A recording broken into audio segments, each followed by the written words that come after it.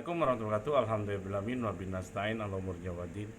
Wassalatu wassalamu ala asyrofil anbiya'i mursalin wa ala alihi washabihi ajmain. Assalatu wassalamu alaika sayyidi ya Rasulullah usbidi kullatil ini. Alhamdulillah ala nikmatil Islam wal iman wa kafa bima minima wa uquwa wa hijrah fi riba wa jamaah ya. Alhamdulillah ala kulli hal. Segala puji kepada Allah, bagi Allah atas segala kondisi dan situasi. Sob, ada satu lagi. Tadi saya udah bahas tentang belajar tajir dari ayah saya, ayah mertua sudah, ayah saya juga. Nah, ini bagian keduanya. Ayah saya ini namanya anak ya sob ya, bukan nanti kok sombong amat, ini bener sob, cerita langsung dan saya dengar langsung. Jadi ayah saya ini orang yang sangat cerdas sob. Saking cerdasnya itu dididik cukup keras ya, karena orang tuanya di Bandung itu orang mampu luar biasa. Dulu kalau kakek saya tuh kemana-mana pakai ininya apa tuh, kancingnya dari emas katanya. Cuman namanya keluarga, saya nggak tahu ada masalah keluarga apa, ayah saya adalah yang terpinggirkan gitu, dalam artian harus berjuang dan kuat gitu. Sedangkan kakak-kakaknya, saudara lainnya itu borju semua, happy, menikmati kekayaan gitu. Ayah saya enggak gitu. Jadi seperti itu karena karena kakek saya punya istri dua gitu. Jadi ayah saya dari istri yang dari Garut gitu, tinggal di Bandung ya. Jadi kan dengan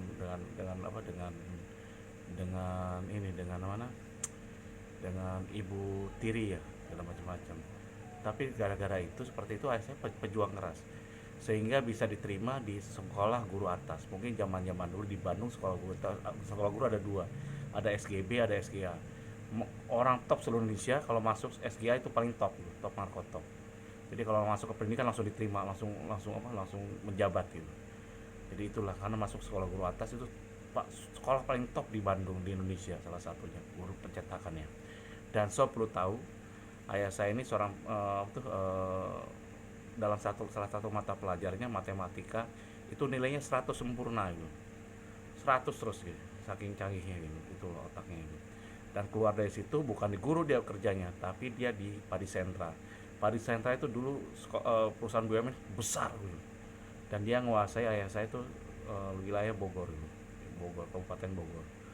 Dan itu zaman dulu sob ya, ibarat katanya ini kecamatan aja kalau mau jalan, mau kemana-mana itu pinjam mobilnya ke keluarga saya gitu. Karena bukan mobilnya sendiri tapi mobil perusahaan, dia di inventaris perusahaan mobilnya banyak gitu. Jadi kecamatan gak ada apa-apanya gitu, kalau butuh ke ayah saya pinjam mobil kemana-kemana, ngelobi kemana-mana gitu. Itu dia jadi pejabat yang cukup tinggi pangkatnya di situ, menguasai ini. Dan kenapa ya saya bilang sangat tajir gitu. Meskipun kena tipu mungkin kalau sekarang miliaran, itu ayah saya nggak, insya Allah bisa bangkit lagi.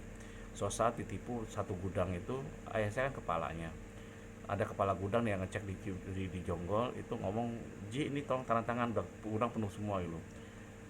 Kelihatannya ada 5 gudang gitu, 5 gudang penuh semua tuh kelihatannya.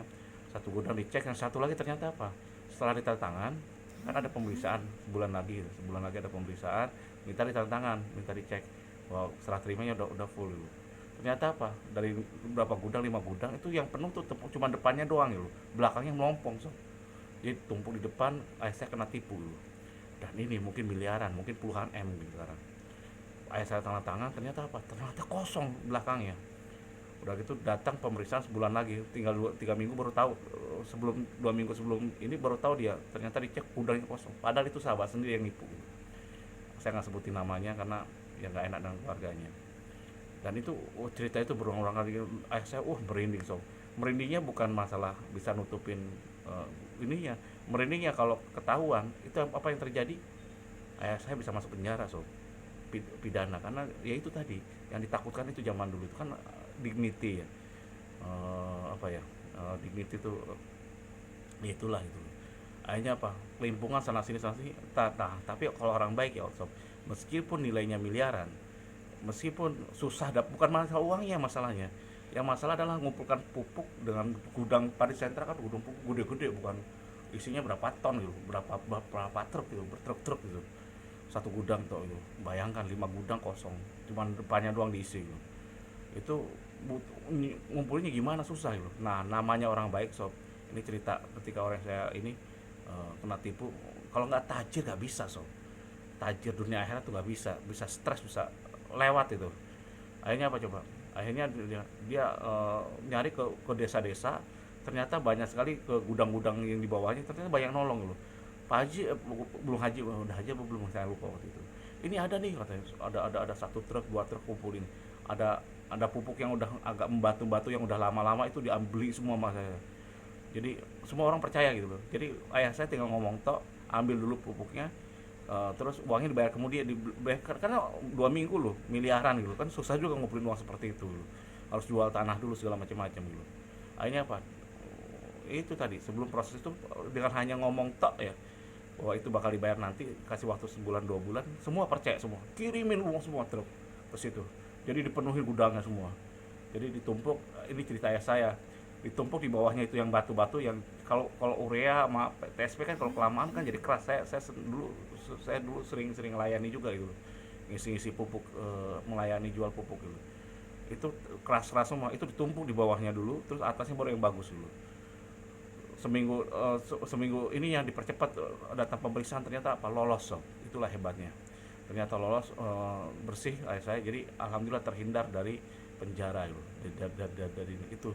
Nah, kalau nggak tajir sob, tajir itu harus dapat berkah. Kalau kita punya jiwa yang baik ya, bisa nolong, bantu orang segala macam-macam, sering berbuat baik, dipercaya orang gitu, punya kepribadian yang bagus ya, apapun kondisinya, segencet apapun, separah apapun, itu kan udah mati lah gitu. Ternyata apa, bisa ada jalan keluarnya. Itulah hebatnya ya. Di Allah itu, ayah saya tuh, kehebatannya saya bisa selalu ditolong Allah. Banyak kejadian lainnya, ditipu apapun. Nah, ayah saya tuh sering ditipu. Kalau nggak ditipu sob, oleh sahabatnya, dia sampai ngomong mungkin seperempat Cilengsi bisa kebeli sama ayah gitu. Karena waktu itu kan jabatannya tinggi, kepala Padi Sentra di Bogor sana, jabatannya tinggi, duitnya banyak gitu, pegang uang yang banyak. Dia setiap hari kena tipu. Dan dia akhirnya ngomong ke saya, Wan, kamu nanti ke depan jangan sampai kayak ayah ya gitu, jangan tiru ayah yang sering kena tipu gitu, segala macam. Tahunya apa, tahunya saya sering kena tipu juga, dan itu puluhan M juga kena tipunya nilainya. Betul, yang terakhir saya beli, nolongin orang, sahabat saya rumahnya mau dijual, kena sekitar berapa, 150 juta. Itu paling kecil sob, banyakan gede-gedean nilainya.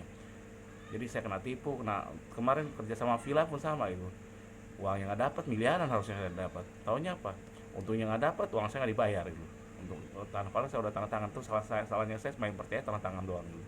Akhirnya apa, ternyata keuntungannya didapat, uang tanahnya nggak dapat ya. Sebagian nggak dapat ya, itulah. Dan nilainya nggak kaleng-kaleng sob, bukan 1-2 M, gede sob. Tapi saya stres enggak gitu. Jadi intinya itu, jadi ternyata bukan hanya ayah saya yang kena tipu, sekarang saya ikut kena. Tapi sebenarnya pengusaha itu kalau belum, nggak sah kalau nggak kena tipu sob. Jadi itu filosofi ayah saya yang luar biasa. Jadi menghadapi masalah itu, seberat apapun masalahnya, dijalani aja hidup ini, insya Allah akan dapat kebaikan. Dan ternyata apa, tidak bangkrut juga tuh, masih tetap, semasa hidupnya luar biasa gitu. Di Cilengsi rumah saya mungkin paling luas kali, di rumah saya 2000 meter gitu. Di pinggir, di nol jalan lagi, nggak main-main gitu. Anaknya paling banyak, ayah saya sekitar 10, jadi 9 anak. Ini satu angkat gitu. Saya kalah, saya baru 3 gitu, kalah semua sob. Itulah belajar tajir dari ayah saya yang kayanya luar biasa. Dan ayah saya itu, dulunya borju sob, borju. Waktu muda aja main musiknya di hotel ayah saya. Tapi setelah tobat, luar biasa, dia bener-bener tobat sob, tawadu dulu. Badannya gede, kalau waktu sholat ini bukan makan dulu yang dirukan, tapi sholat dulu. Itulah kehebatannya. Semoga ini jadi amalan beliau, semua sob bisa belajar semua. Kalau salah, banyak salahnya, satu kata saya, kalau karena saya gudang kesalahan dan gudang kekurangan. Wabillahi taufiq wal hidayah. Wassalamualaikum warahmatullahi wabarakatuh.